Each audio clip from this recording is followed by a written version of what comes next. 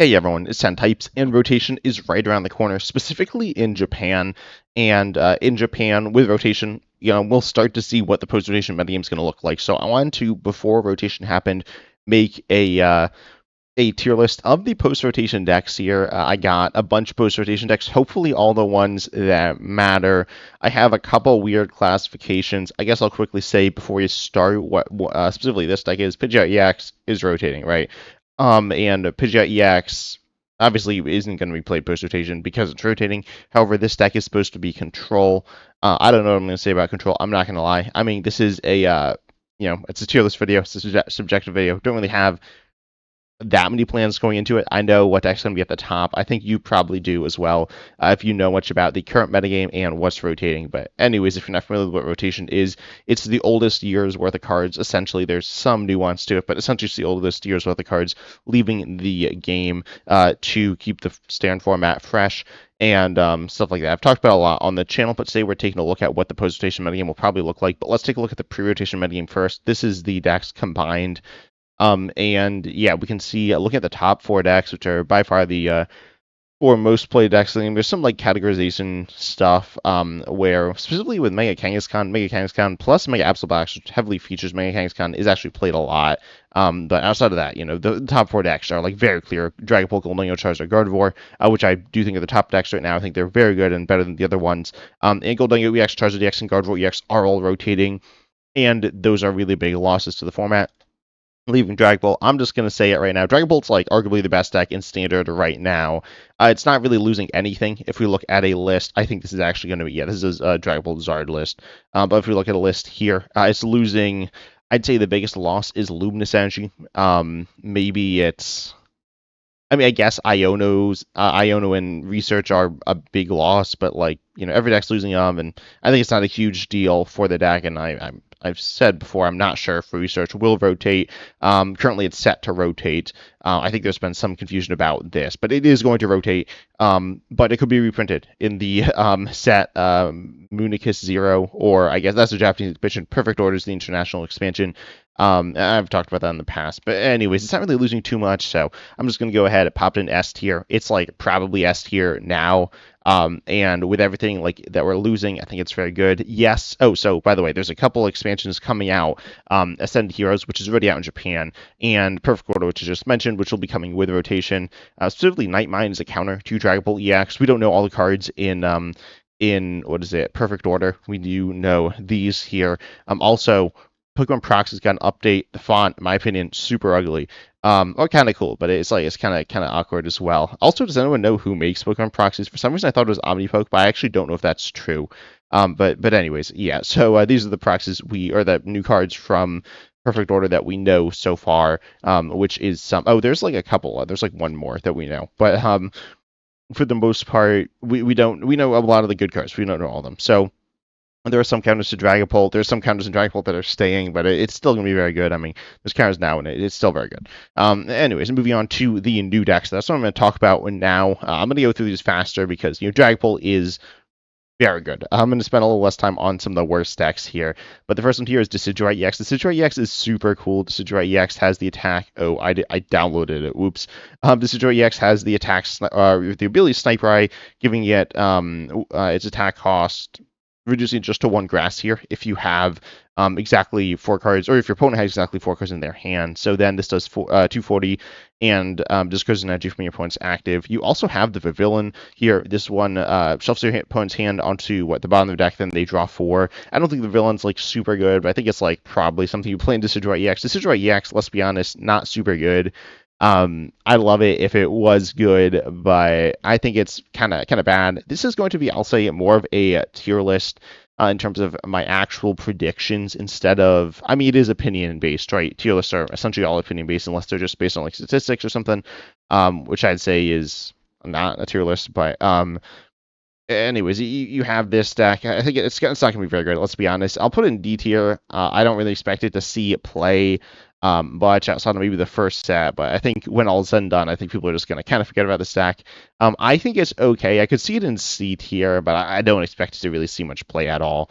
Then we got a couple of weird decks here. We got Mega Lucario and Barbarical. These they have like grouped not like not together. Barbarical here is a card that is very good in my opinion. There's a few cards like this, and this says once during a turn you may attach a basic fighting energy from your hand to one of your fighting Pokemon. And yeah, this is in my opinion a pretty nice ability and like a toolboxy card. This card is not out in Japan. This is in perfect order. There's also Mega Zygarde EX, which like I guess goes with it, but I don't think Mega Zygarde EX is very good. And then there's Mega Lucario EX. Mega Lucario EX, of course, is in standard right now and accelerates to fighting Pokemon or accelerates fighting energy. And then you also have the attack that does pretty big damage. Obviously, you have Lunto and Solvok with it. There's some other stuff as well. These might kind of go together. I'm not entirely sure. There's also Mega Hawlucha EX, which could work within Mega Lucario EX or with Barbarical, or maybe they go together, but that seems like a lot of pieces. I don't really know. I'm really interested in hearing down below in the comment section what people's thoughts are on fighting post-rotation. We've got a couple of other fighting decks we'll talk about, but those are pretty different. But I really do like Barbarical. I think a deck focused around it will probably be pretty good post-rotation. I don't know if it will be with Mega Lucario EX. I'll pop both these into the tier list here. I'll honestly put them in C tier, though. I mean, based on the fighting stuff we've seen so far, Mega Lucario is the best generic main focus fighting Pokemon, and it's like not that good. It's like it's okay. You still will have, of course, some Ogerpon EX, which is very good, but it's not like enough to really carry a deck, especially with Dragon Ball being like presumably the top deck post rotation. It doesn't have an ability, which is what Cosmos Ogerpon EX walls off, so it's like, you know, not looking super amazing there.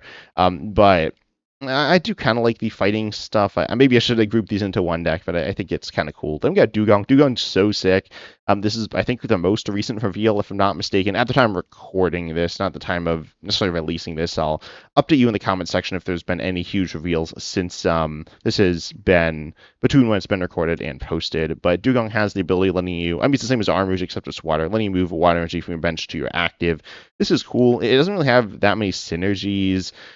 There's some like Larry stuff. I don't think Larry stuff like really fits with it. I'm really excited for the Larry's Kamala, but it's on this tier list. I don't really think people are really going to play it much. But Dugong is cool. I mean, Armrouge Fox is okay. I'd say right now it's probably C tier.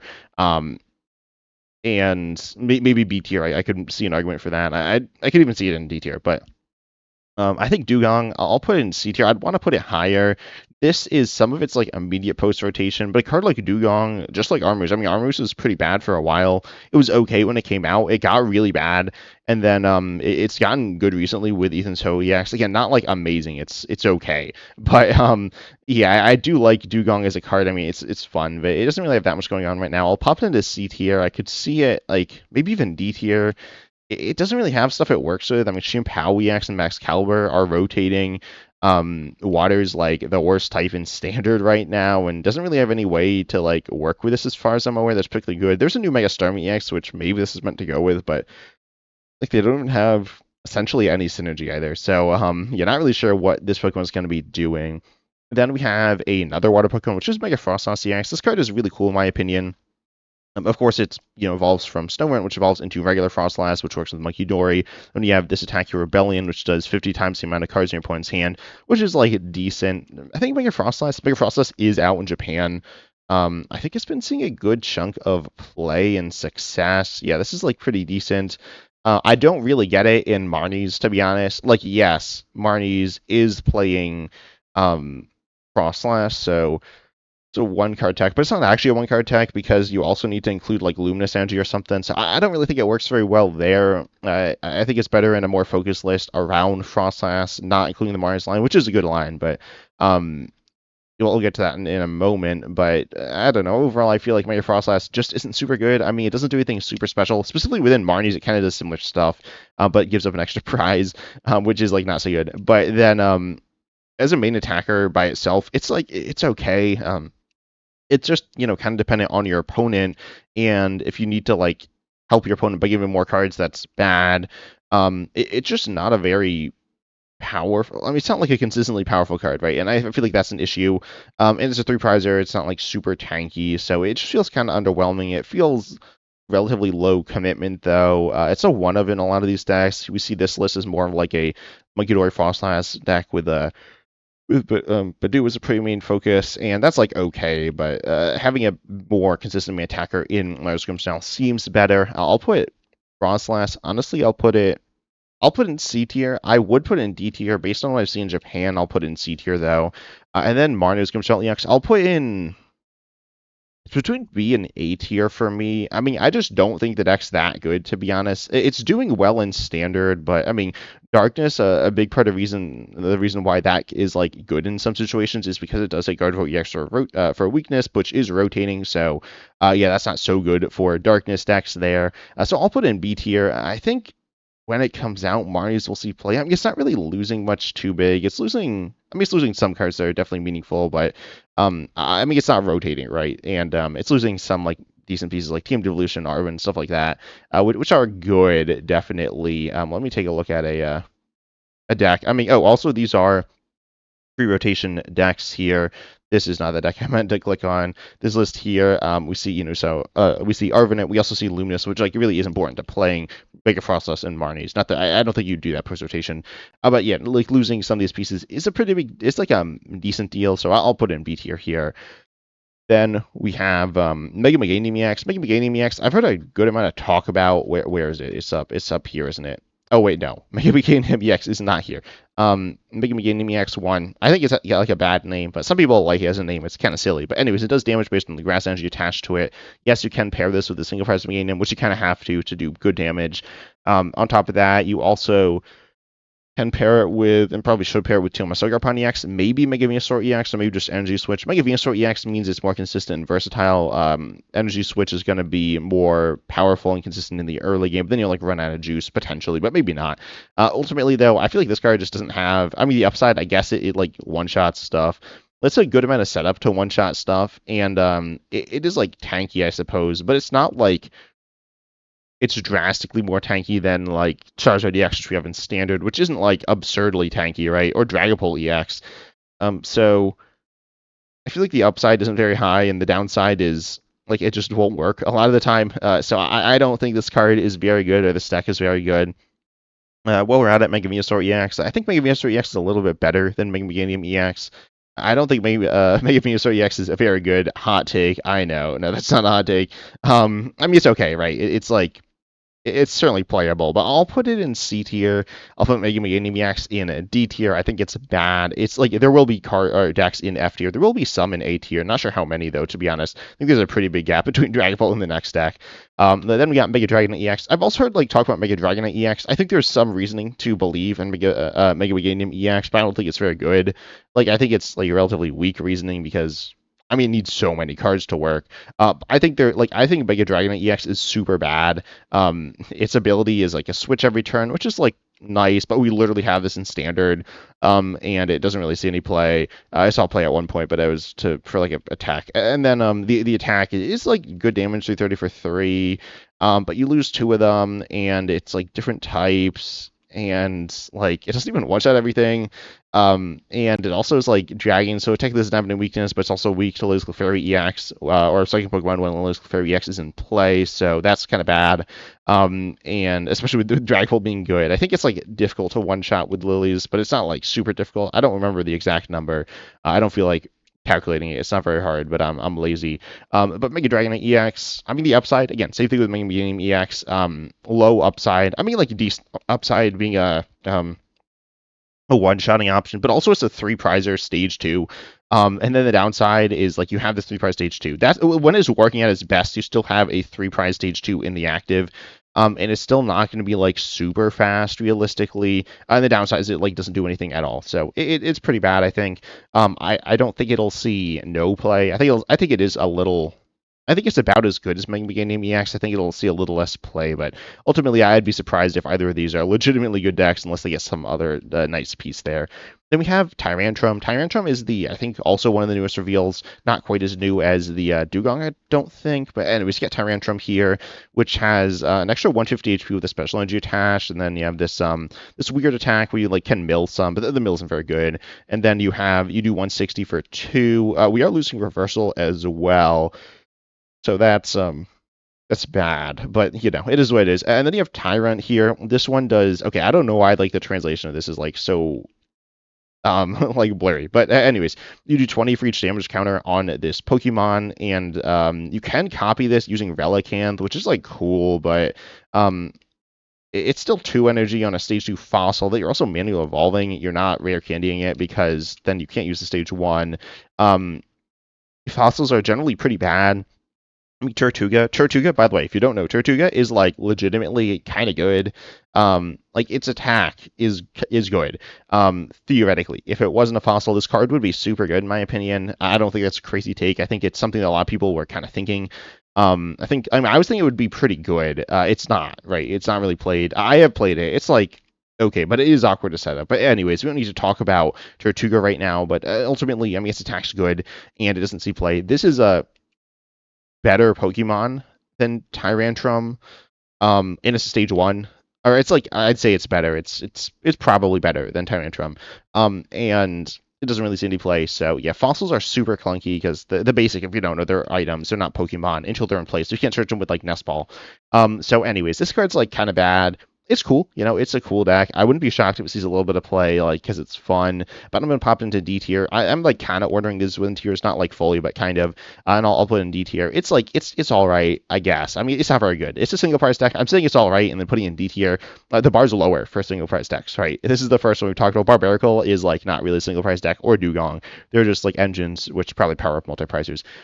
Then we have what I have here is Mega Orc, or not Orc, Mega, what am I saying? We have Oricorio EX. Oricorio EX, if you're not familiar, is a Pokemon that is out. I imagine a lot of people are familiar with it. It lets you accelerate as much fire energy as you want from your hand to your bench fire Pokemon, and it only works if you have a fire Mega in play.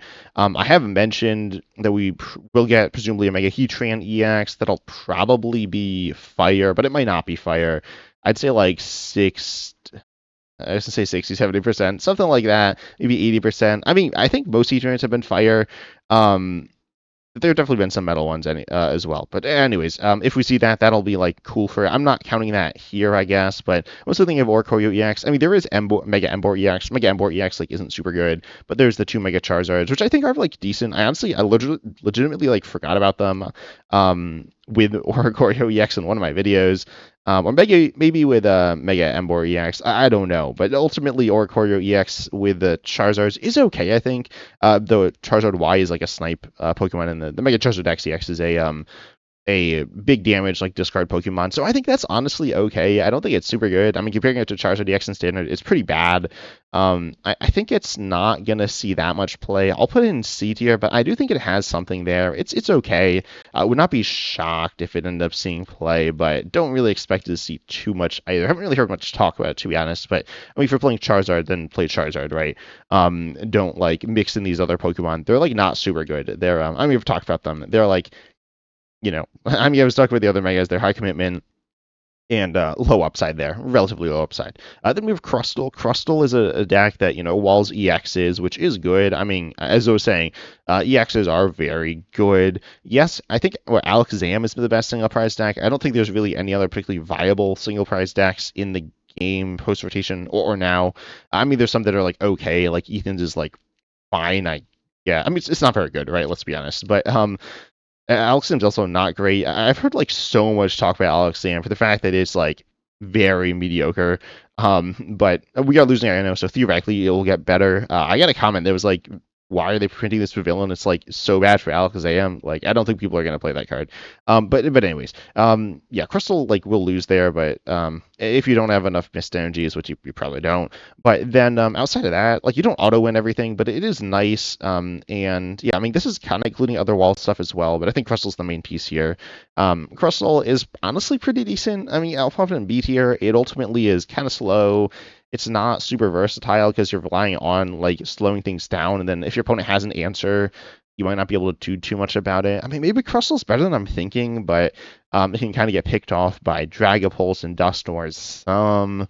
It's not a deck I see too much, and honestly, when I play against it, I lose a lot. But I don't think it's played very much in Standard right now. I almost didn't include it in this video, but really interested in hearing people's thoughts about Crustle in the comment section, if they think it is good or not there. Then we have Zoroark EX. Ends is it's a good deck, right? Or it's like a decent deck. It's definitely one of the better decks here. And we are getting the new Zekrom, or Ends Zekrom, which does 250. It can't attack back-to-back turns. The attack cost doesn't matter because you're copying it there.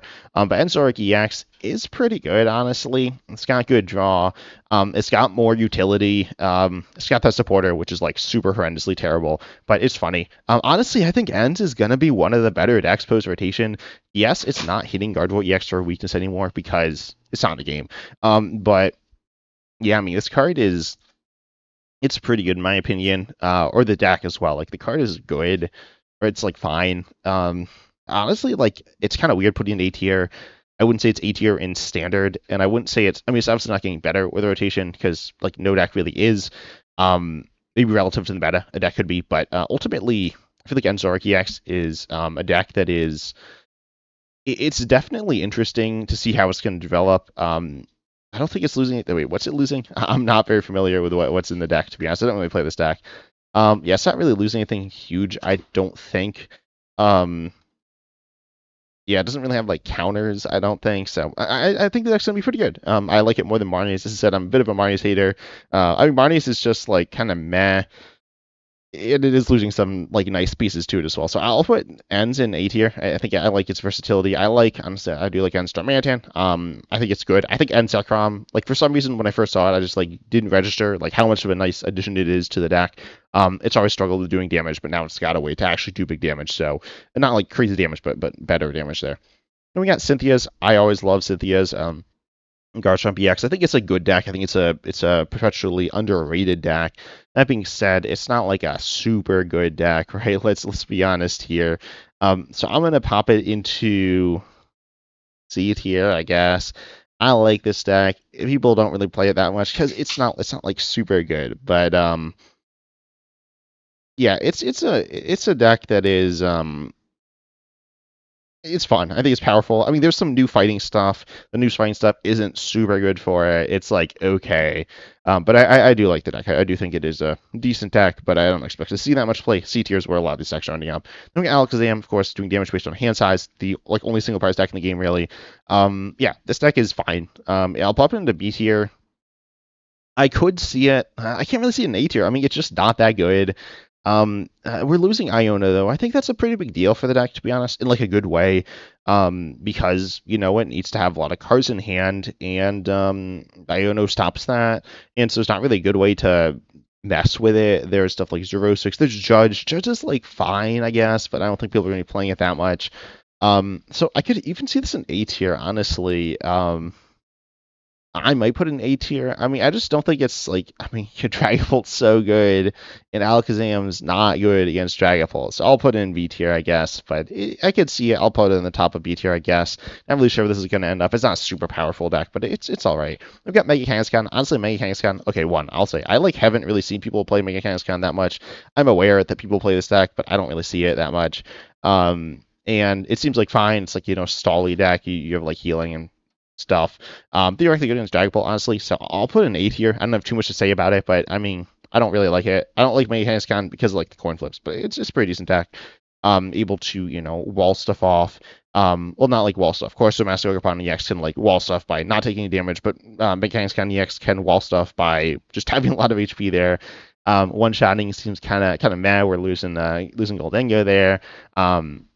You are losing Arvin. You're losing Keep Turbo Energize. I'll talk about that with Mega Absol EX here as well. But there's the new Mega Auto EX, which I think slots pretty nicely into Mega Absol EX.